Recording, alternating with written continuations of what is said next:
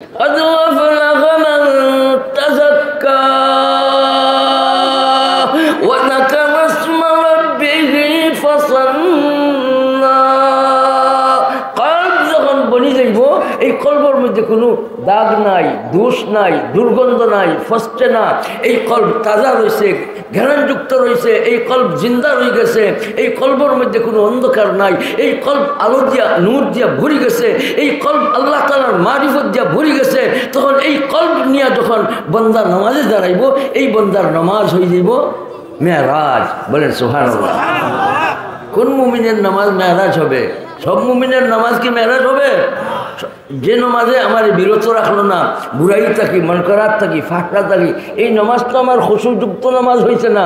খুশুযুক্ত নামাজ পড়ব, তাহলে এই মুমিন ফলাহিয়াব হবে, কামিয়াবির জিন্দগি লাভ করবে, এই মুমিন সফল কাম হইবে। এর জন্য ভাই আমরা সফল কাম মুমিন হইবার জন্য আমরা আমাদের বউ বাচ্চা সবাই এই সফল কাম মুমিন হইবার জন্য চাইতো। তাহলে সফল কাম মুমিন বনতে গেলে নামাজ খুশুযুক্ত হতে হবে। আর খুশুযুক্ত নামাজ হবে যখন কি বনবে? কল্প বনে যাবে। কল্প বনার জন্য এটা কল্প বনাটা হুকমে শরঈ, শরীয়তের দৃষ্টিতে কোন পর্যায়ে আছে বলেন? ফরজে আইন। বলেন আত্মশুদ্ধি লাভ করা মেয়ে পুরুষের জন্য ফরজে আইন। ভাই আমরা আমাদের আত্মাকে শুদ্ধ করব, আমরা খুশুর সাথে নামাজ আদায় করব। খুশু এটা আমলুল কল্ব, কলবের আমল। কল্ব যখন শুদ্ধই যাইবে তখন আল্লাহ হইতে মজা আইব। কল্ব যখন শুদ্ধই যাইবে রুকুর মাঝে মজা আইব। কল্ব যখন শুদ্ধই যাইবে সজদার মাঝে মজা লাগবো। কল্ব যখন শুদ্ধই যাইবে তেলাওয়াতের মাঝে মজা পাইব। কল্ব যখন শুদ্ধই যাইব বা চলাফেরার মাঝে, জিন্দগি চালানির মাঝে আল্লাহ তাআলা মজা ঢালিয়া দিবেন। এর জন্য ভাই আমরা মেহনত চালাইব কল্ব বানাইবার জন্য ইনশাআল্লাহ। কল্ব বনে কিভাবে? 3 জিনিসের মাধ্যমে। কল্ব বনে কয় জিনিসের মাধ্যমে? ভাই আত্মা বনে কয় জিনিসের মাধ্যমে? এক জিনিসের নাম সহবত, এক জিনিসের নাম সহবত, আর আরেক জিনিসের নাম তালিমুল কোরআন। তালিমুল কোরআন, কোরআন শরীফ, কিতাবুল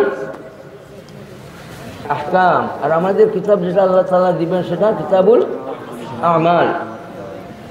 কিতাবুল আমাল পাইবার ব্যবস্থা কিতাবুল কোরআন, কিতাবুল্লাহরে আমরা ধরবো, মনে প্রাণে ধরবো ইনশাআল্লাহ।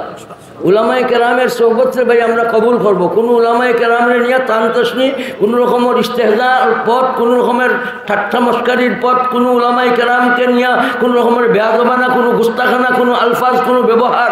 ভাই উলামায়ে কেরামের সম্মানের নজরে, উলামায়ে কেরামের নাইবে নবী বোঝার জন্য, উলামায়ে কেরামের ওয়ারাসাতুল আম্বিয়া বোঝার জন্য, উলামায়ে কেরামদের নিয়ে চলার জন্য, উলামায়ে কেরামের সোহবতকে গ্রহণ করার জন্য মওত পর্যন্ত কে কে চান ভাই হাত উঠাও, আল্লাহু আকবার বলি।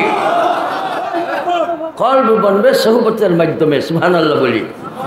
কলব বনি যাইবে, আত্মশুদ্ধি লাভ হইল।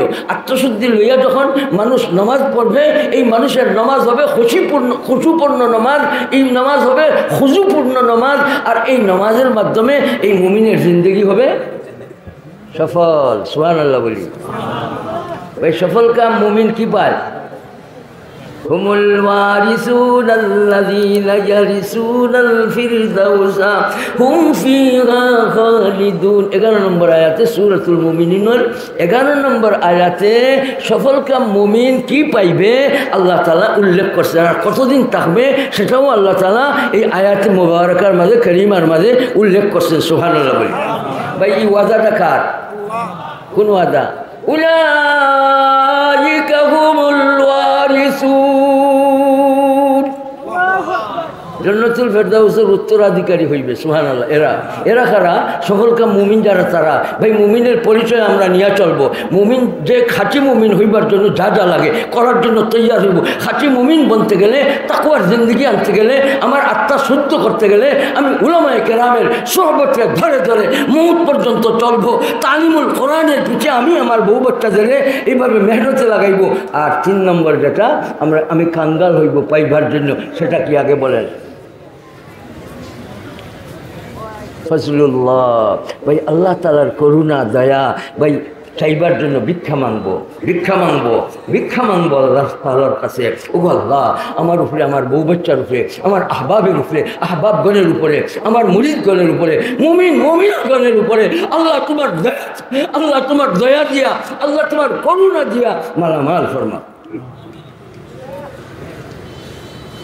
কারণ আত্মশুদ্ধি এমনি হইবে না, এটার মাঝে কি লাগে?